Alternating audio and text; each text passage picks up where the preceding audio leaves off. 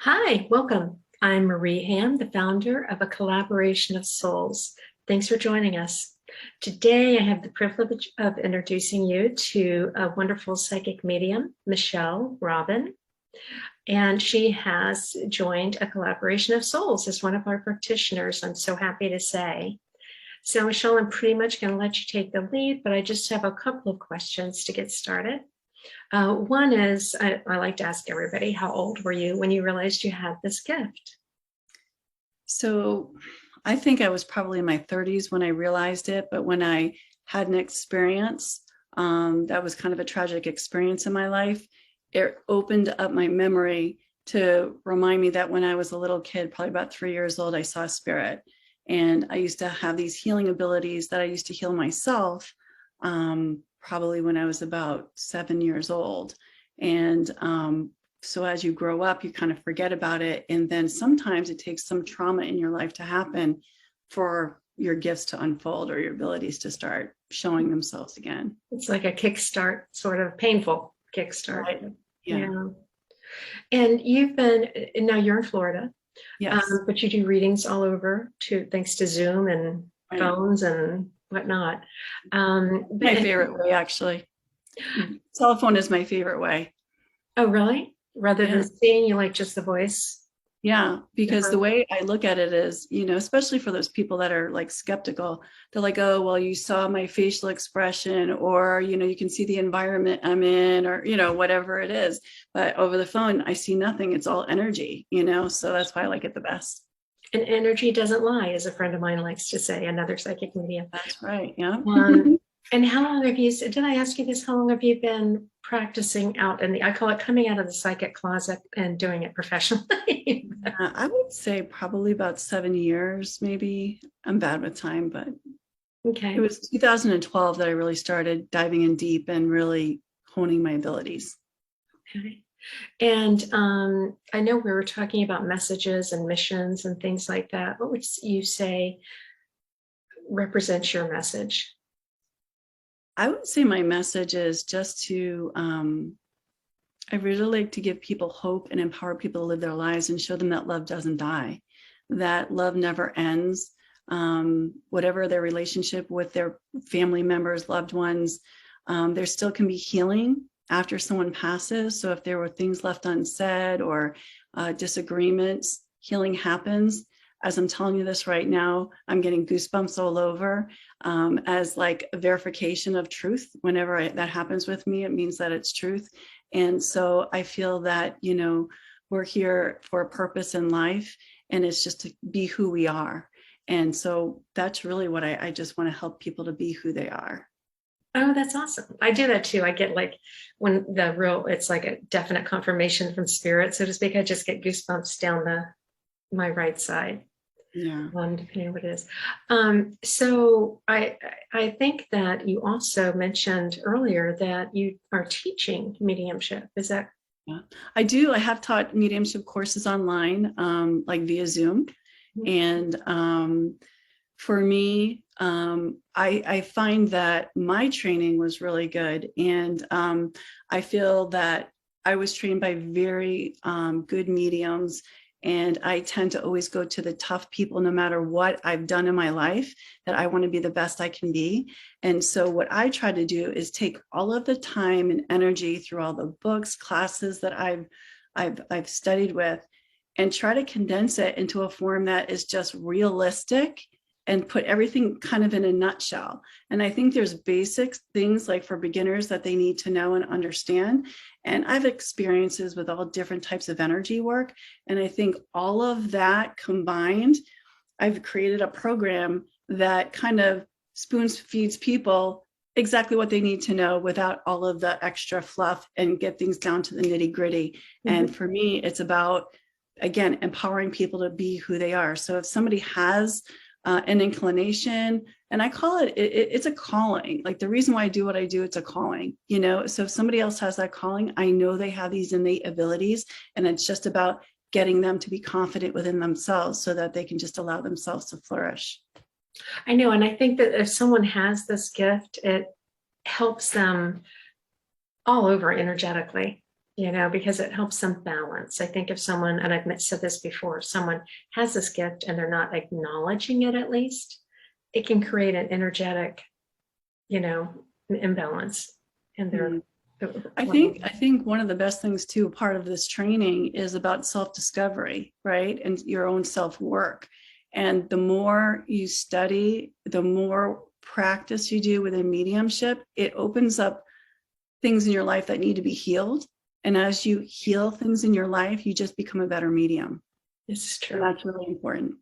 That's very profound, because that is so true. I know since I've been doing this, I've experienced that a lot. Some things I didn't want to experience. Things that were necessary for further growth. They always say, when things become hard, that's where the growth happens, Listen to me. Boy. So I wondered, is there an experience that you can share with us without, breaking privacy or anything like that, that was kind of a profound thing in a reading or a session? Well, I feel like every reading that I do is different. Every reading that I do, I feel gives me a little nugget of a gift for myself as well as the person I'm reading for. But there were two things that really stick out. And one was I was doing a reading. A lot of times spirit makes me feel like I'm them.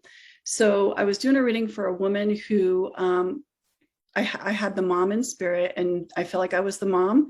And I was in a hospital bed, and my daughter was holding my left hand. And all of a sudden, I breathed in this world. And when I breathed out, I was in the next world. I was all dressed up. I was arm in arm with my sister. She said, "You're right on time. Let's go." And we were off to a luncheon.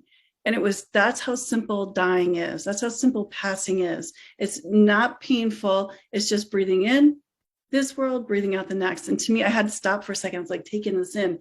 What a gift that was. Not to fear it, not to fear death. It was amazing. Ooh. So that was one.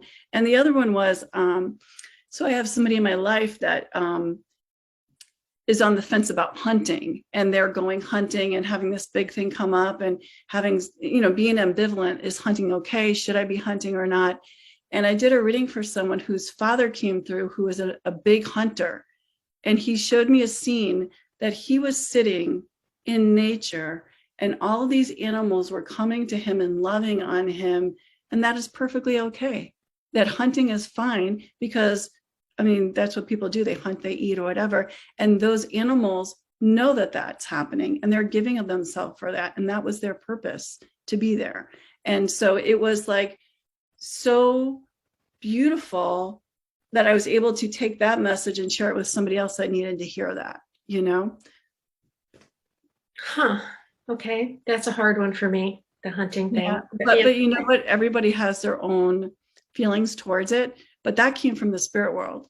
I didn't make that up, and that it was like divine happening to give that message to somebody else. It wasn't for me, so.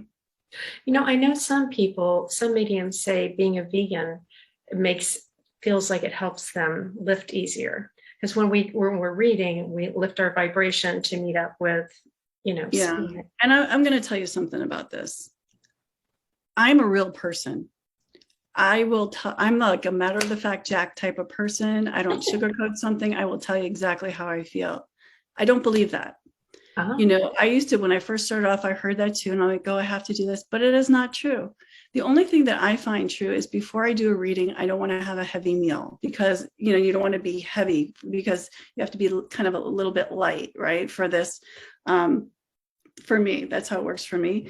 But I have seen mediums do all kinds of stuff. Mediums that smoke and drink, and they're amazing. Mediums that eat meat, they do whatever, and they're incredible.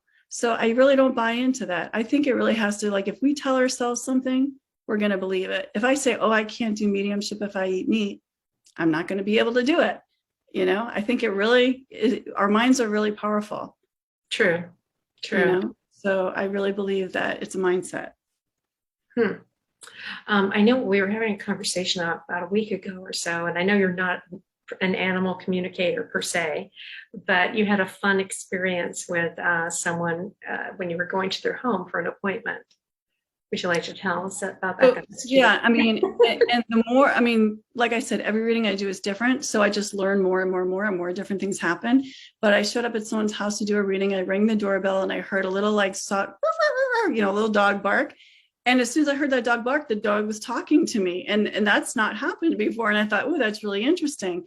So I went in to do the reading for the woman, and the dog was sitting right next to her. And when I started to do the reading, I was trying to connect, and I could tell that the woman's mom was in spirit, but that dog was trying to talk to me. So I told her, I said, excuse me for a second. This has not happened, but I want to tell you, your dog wants to communicate with me, and your dog is telling me this, da, da, da. And she confirmed the dog was describing the woman's husband, who was still alive, but was in another state, and the dog was missing him, and then described two toys that were upstairs. And I just had to get that out. And once I got that out, the dog was silent, like energetically, the dog was silent. And then I can go through and do the reading for the woman. So that was really kind of interesting. Funny, he had to say, it was like, me first. Right. Thank you. Let's see. If there's something that you would say to someone thinking about having a mediumship reading, but aren't sure, whether it's religion or fear or whatever, what might you say? Well, I would say when you're ready. I don't say anything to talk somebody into doing a reading. I just say when you're ready, you're going to know you're ready. And then you'll just have that desire, and the desire will be something that's on your heart and you keep thinking about. And then that's when you're ready. If it's a religious thing that they think that it's not okay, or I've heard people say, oh, I don't want to bother them in spirit. They're supposed to be at rest, or, they're not really resting so much. Yeah, they're busy. They have lives. That's why, they're doing their thing. And, I know that you know this, but oftentimes when we try to communicate with someone's loved one, it's not like we just call up and say, hey, is Bill there? It doesn't work like that.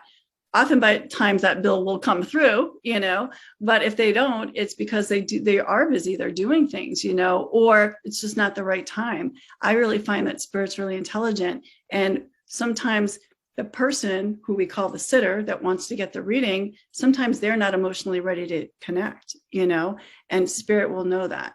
Or they'll come through just a little bit, give a few pieces of information, and it's kind of like, okay, that just primes the pump. It makes them understand that they're still around and they're okay. And then when they're really calm and emotionally ready, they'll be able to get a better reading. Sometimes that has happened. That's cool. Well, I really appreciate your time, and it's been a joy connecting with you today. And I'm so glad that you joined a collaboration. I'm so happy too. I'm really looking forward to it. Thank you so much. And if you'd like to know more about Michelle, she'll be on the site, but also her site is Medium MichelleRobin.